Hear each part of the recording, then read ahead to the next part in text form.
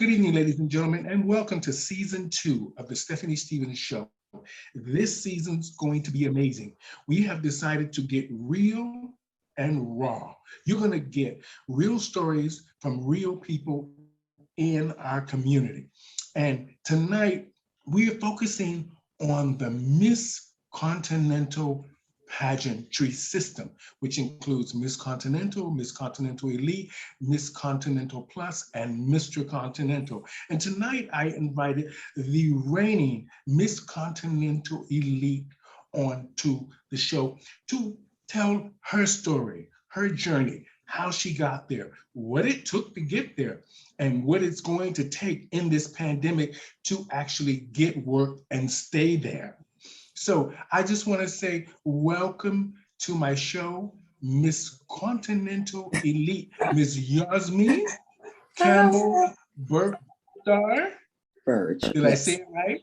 Burge. Okay. Yes. Burke. Okay. Welcome to the show, Miss Lady. Thank you so much for having me. So excited. You're welcome. Okay. So you're all the way in Alabama. Birmingham, Alabama. Yes, in Birmingham. Mm-hmm. I'm going to say this here because it's funny to me. I saw that they pulled down the Robert E. Lee Confederate thing the other day, and I've always had mixed feelings about statues that are not relevant in our period and in our time zone. But change is coming, and we are a part of that change. And we have, trust me, we have been in the trenches for years. Right. And it's now our time. Now, I'm really excited that you won. I'm really excited that you won. Now, I want to ask, the first question I'm going to ask is, why did it take so long? Well, I think that for me, to everything, there is a season. I started this journey in 1993. I had only been doing drag for the first time I competed in 1993. I had only been doing drag about maybe 9 months. So I was a early bloomer. My father was a pusher. And within the first year of me doing drag, I had went from USA, that starting to do drag in December. That May, I was in USA. That September, I was in Continental. I think what took so long is that as a seasoned entertainer, today, I can be honest with myself, I wasn't complete. I've always had a mug. Okay.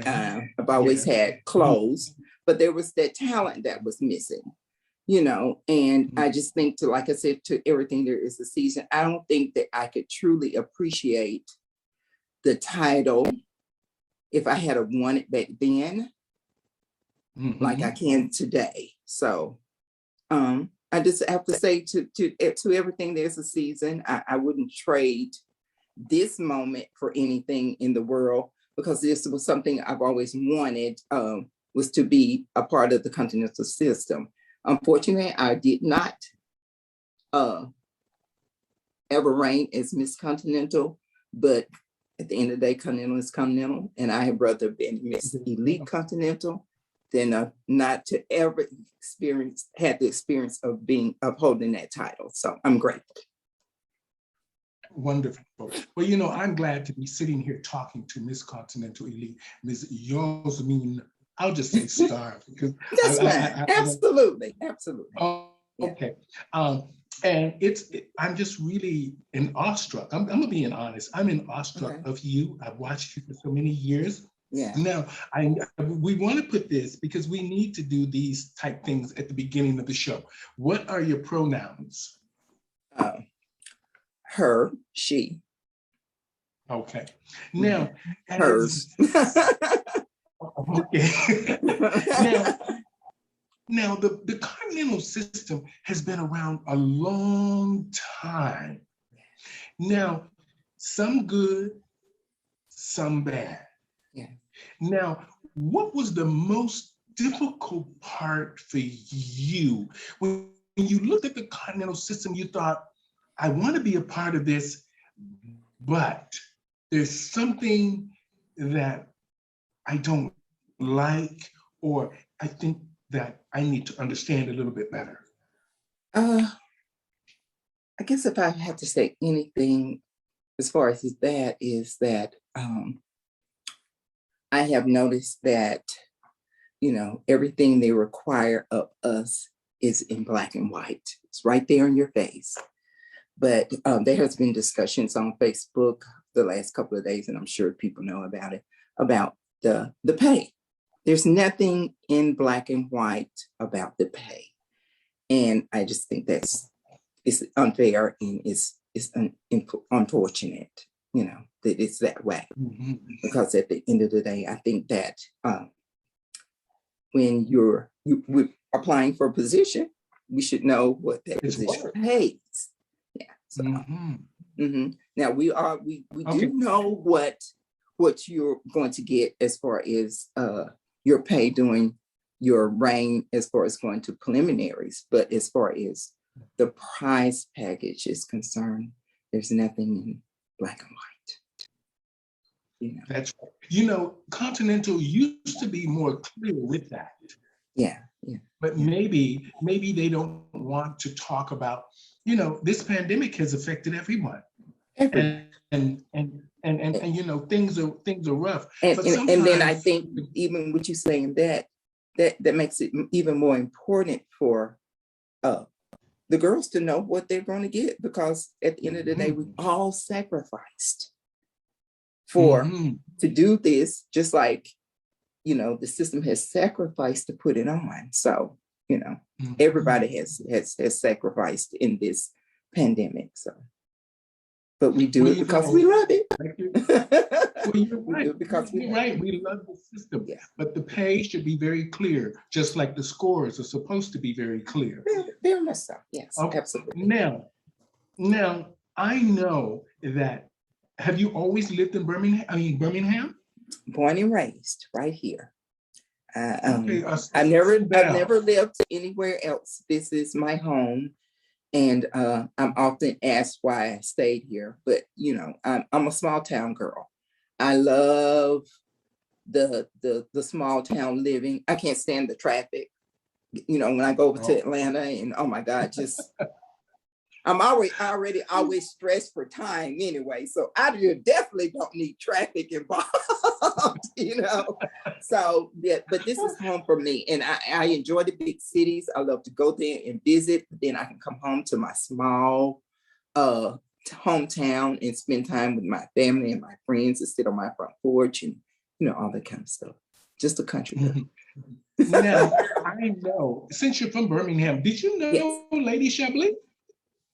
Yeah, I did. Yes. And she was a former Miss Savannah Sweetheart, and so was I. So yeah, but she's from Georgia. Yeah. Oh, okay. Now the reason is because we're doing a segment on her, part of the second season as well, and so I wanted to run that across you. Once Vega told me that you were from actually Alabama, I thought, oh, let me throw that in there. Yeah. Just so I can have it connected all. Now, when you went to Continental this year, did you have any second thoughts about, because the pandemic was requiring vaccinations and proof of those vaccinations? Absolutely. And the fact that, so what did you think when you said, I want to go, but there's too many obstacles in my way?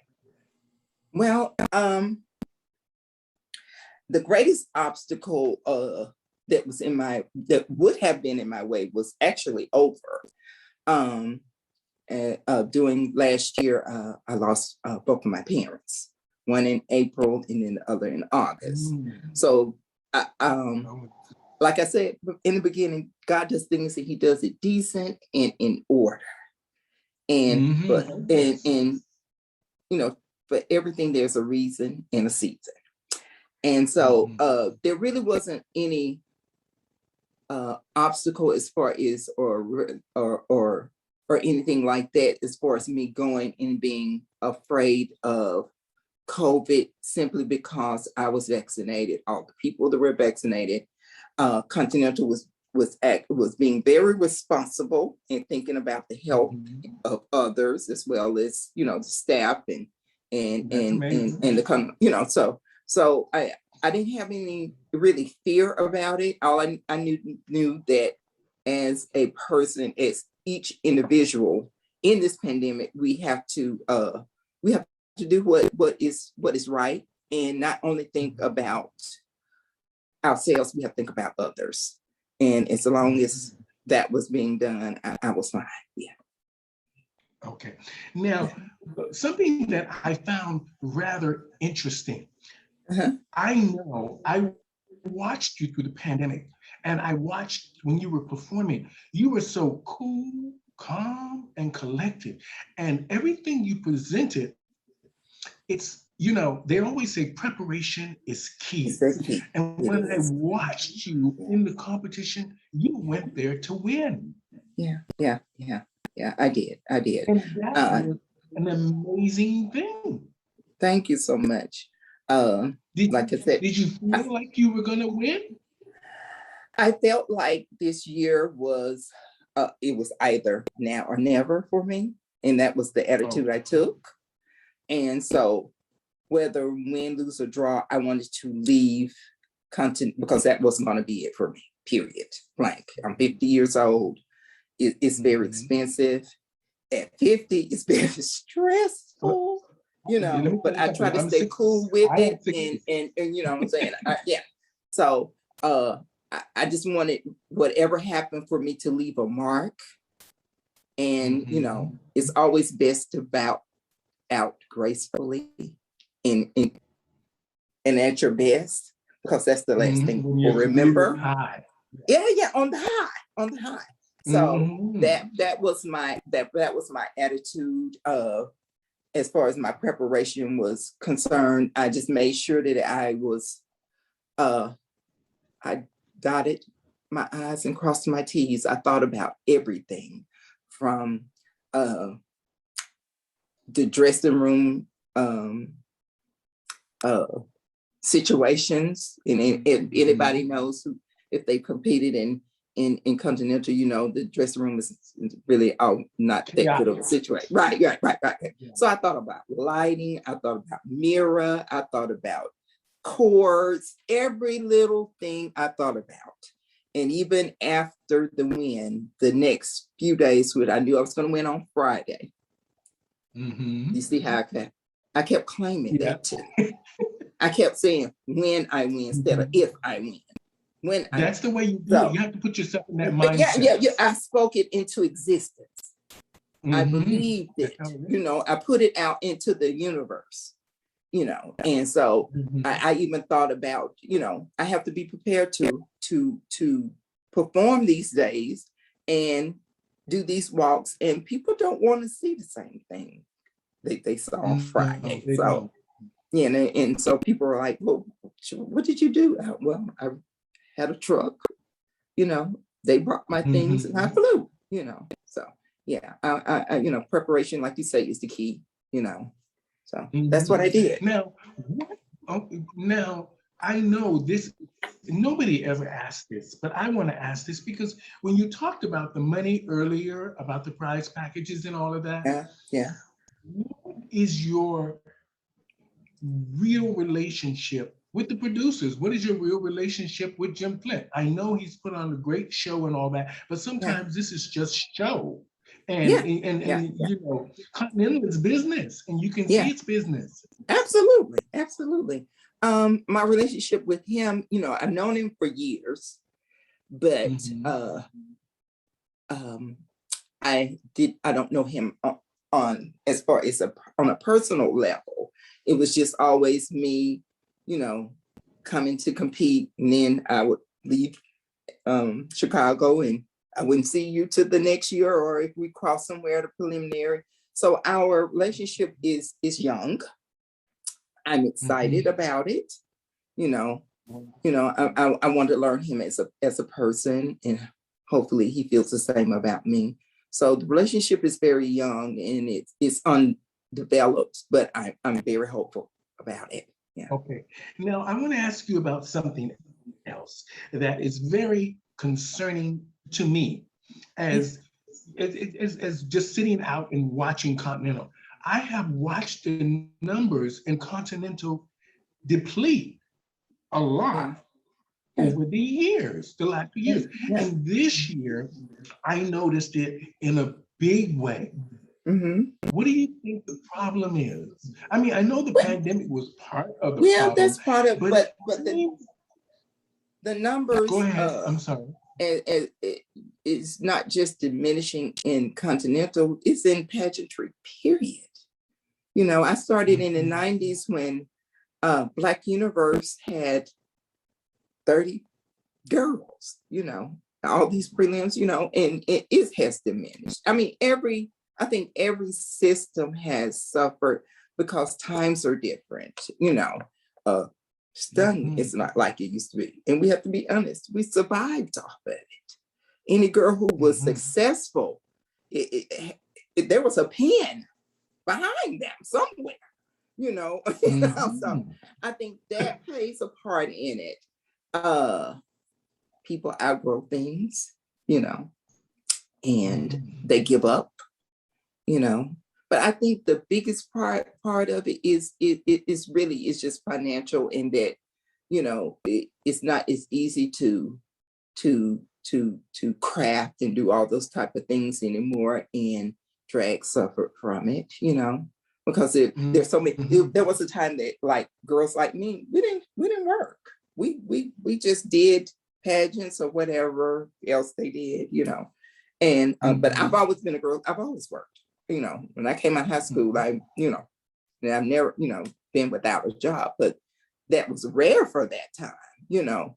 They survived off of drag and shows and stunts and, that type of stuff. So I think that has a lot to do with it, along with the pandemic, So.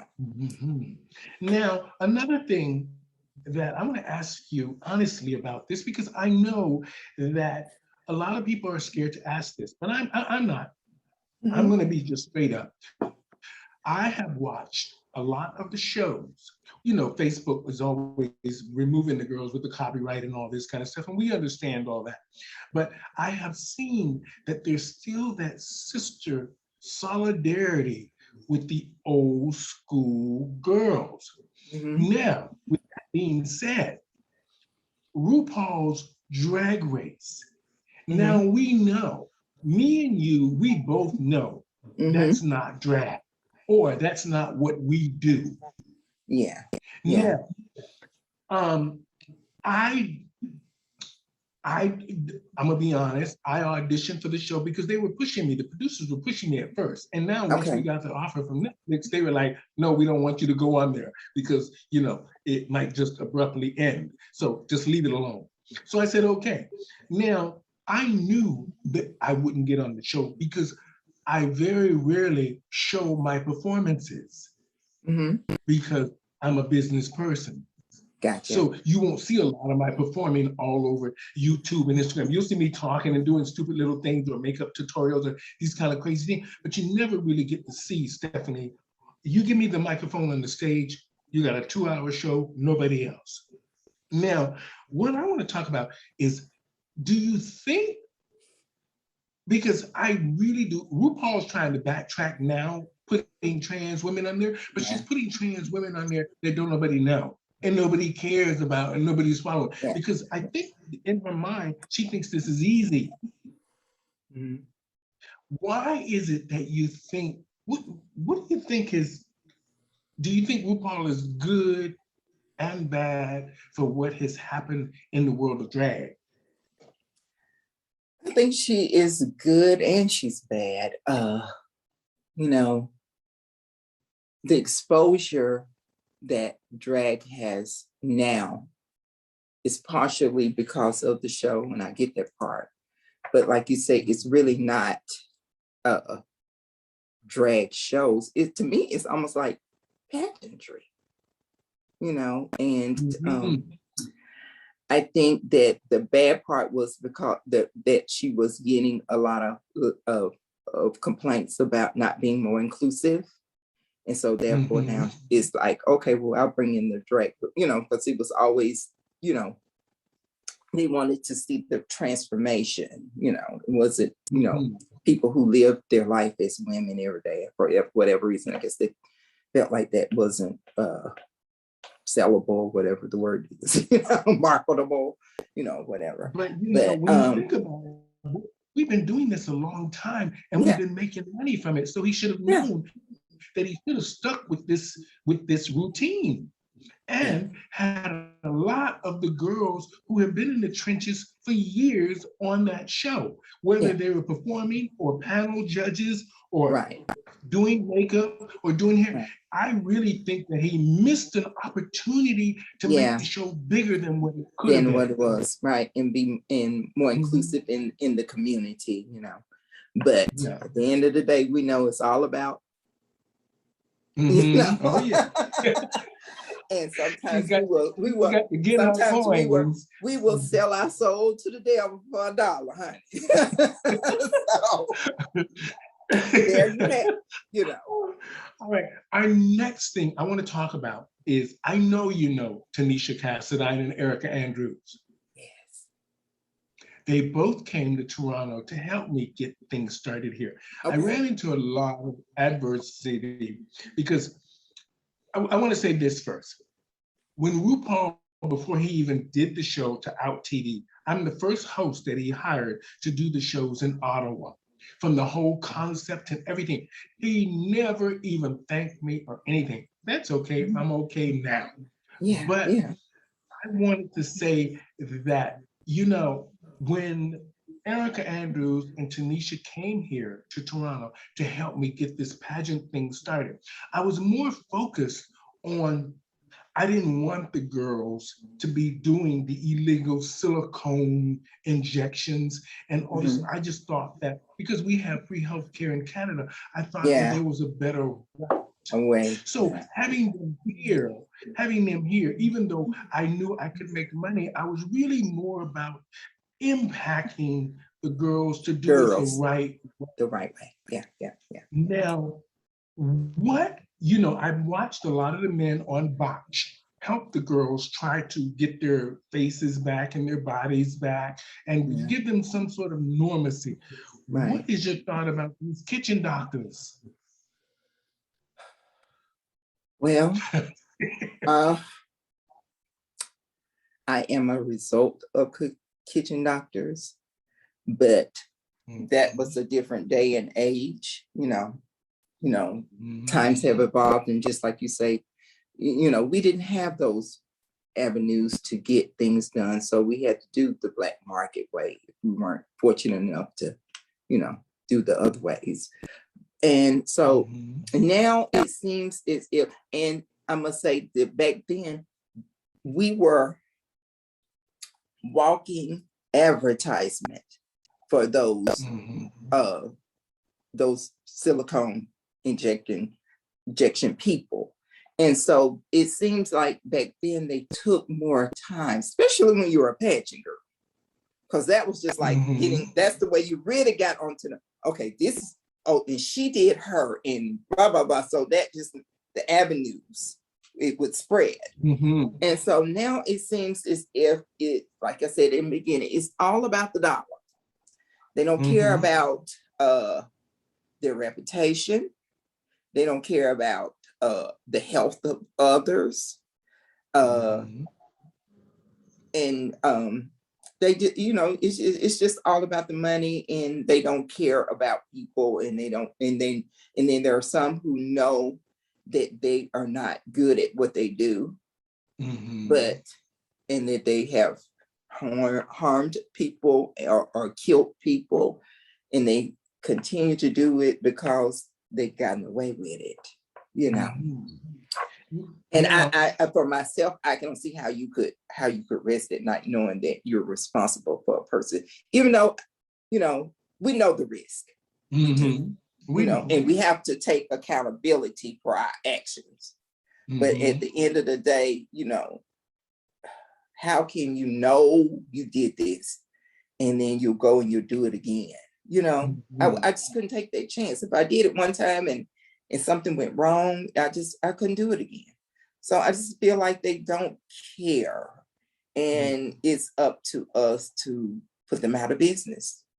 Okay, well said. Well said. Now I want to lift it up a little bit. Yeah. Because you're fantastic. And I just want to say, thank you so much for doing this for me. I've looked up to you for many years. I want to just ask you, because I know the crowning moment of Continental, what did it feel like? Oh my God, it was an out-of-body experience. And I wanted to be more refined. And I was very upset with myself when I saw the video. But everybody said it was real. So that gave me comfort. But it was like I couldn't believe it. And I have my trophies on my fireplace. And let me see the crown. Show it to our audience. Okay. I'll go get it. Okay. All right. Today on the show we have Miss Continental Elite, Miss Yosmein Campbell. So this is the trophy. Oh wow! This is my most prized possession. Wonderful. This is what I've waited for years and years and years and years, and I just can't believe I have it. Yes, Miss Continental Elite. The night after the pageant, the next morning when I woke up, I kind of cracked my eye just to see if it was. Oh, was it all a dream? So this is the trophy, and it's very heavy.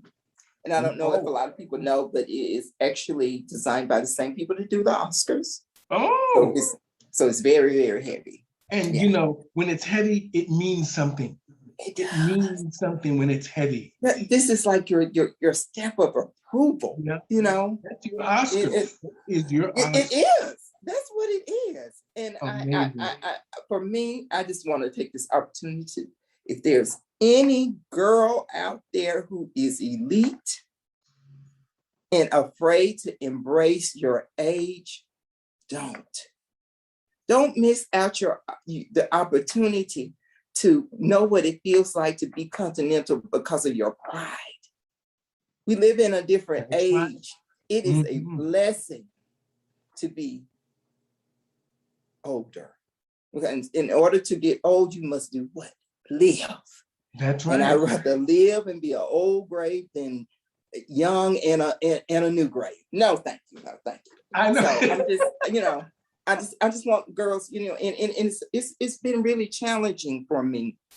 The very day I left Chicago in the airport, I started on the phone, and I'm hitting these girls up that are beautiful and vibrant girls that are our favorites and have been favorites at Continental, to let them know that this is what elite is for. It is for all of the girls who didn't get the opportunity, for whatever reason it was. The winds of life blows us in different directions, but this gives us that second chance. And I'm telling you, ladies, I wouldn't trade it for the world. So please come on. Say again. 50 plus? Is it no, 50 it's plus? 40. It's 40 plus. 40 plus. Oh. Yeah, it's 40 plus. So we have some beautiful. Your advice is what to the ladies? To come to embrace and be grateful for the years. For some reason in our community, we're shunned, or it's a shame to be, no, baby. It's a blessing, and I embrace it. It is a blessing. It's a blessing to be alive. Alive, especially after what we done been through. That's right. So, baby, ladies, please come on. Please hit my inbox, because I want all the girls who still live for Continental. You still have that chance. He's giving it to you take advantage of it. Now I'm going to go get the crown. Okay. Take advantage of that's so they give you this. They give you this an opportunity. Box. This is an opportunity. It is, and I thank you for this opportunity. They give you this little box, and so you have the crown. It's so sweet. I love it. You know, it makes you feel like, oh my God, this is amazing. I didn't have to go to Walmart and get the little plastic tubs, you know. You didn't have to get a whole hat box. Exactly. So here's the crown. Oh, and she's beautiful. She's gold back, and then she's AB. Beautiful. So she's beautiful. Beautiful. And then you get the little bag. Oh. Yeah. And so this has your sash in it. Mm-hmm. Now, you know the girls would love that. Yes. Come on, girls, get you a piece. They say, get you a piece. Yeah. Yes. Fabulous, Yasmein. Fabulous. This is fabulous. And the fact that you're reaching out to the girls here on the show, because it's going to reach thousands of them. And you know, that whole, the trophy, the crown, the sash, you're reliving it. I can see it all in your face. And it's amazing that you're happy. And you know what? You did it. You did it, Miss Continental. Thank you. I am over the moon and for you. And what is next for Yasmein? What's your next stop? Retirement. Oh. This was the perfect ending to my drag chapter of life. This was the missing link in the chain. There is nothing else for me. Well, so you ended on a high. You ended on an amazing high. Yeah, next mission. You ended on something all of the girls want to be, Miss Continental Elite. Yeah. And whether it's Miss Continental Elite, Miss Continental Plus, Mr. Continental, Miss Continental is still Continental. You know, this is an amazing thing, and you did it. And I take my wig off to you because you know what? You're fabulous. And thank you so much. Symbol of excellence. And it doesn't matter how long your journey was, you ended on a high. And I like the fact that what we're going to play at the beginning of the show is your crowning moment. And then we're going to air this show. So I just want to say thank you so much, Miss Continental Elite. Now, let me get your names correct. Can you just say it for us out there? Yosmein Campbell Starr. Okay. Thank you, Miss Continental Elite. This has been an amazing conversation. I want to say thank you for welcoming me into your home, welcome me into your life. And how do they say? May you live and reign long, and you have everything that you want. You ended your career on a high, amazing Continental Elite. And I want to say thank you to the Continental family for allowing me to share Yasmein's story and her journey. And it took a minute, but at the end of the day, she won. She won. And she's encouraging all of the girls out there to come on board, to take part. Please come. You know, please go to Continental. You know, live your dream. Live your dream. It's never too late. It's never too late. Never too late. And I want to say thank you, Miss Yosmein Campbell Starr. I want to say good night. And on that note, I want to just say thank you for having me in your home. And I want to say to our audience out there, a dream is always obtainable if you just keep going. And you become focused and prepared. You can achieve anything you want. Look at us. Look at us. 50, 60, Miss Continental Elite. Look at us. Look at us. Thank you so much, Miss Lady. I will be in touch. I will be in touch. And I want to say thank you to the audience out there.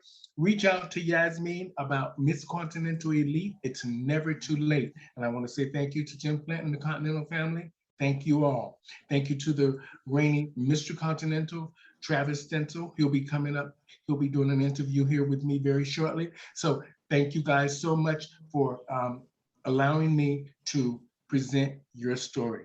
Thank you, Yosmein. Have a Thank great you night. so much. Good night, everybody.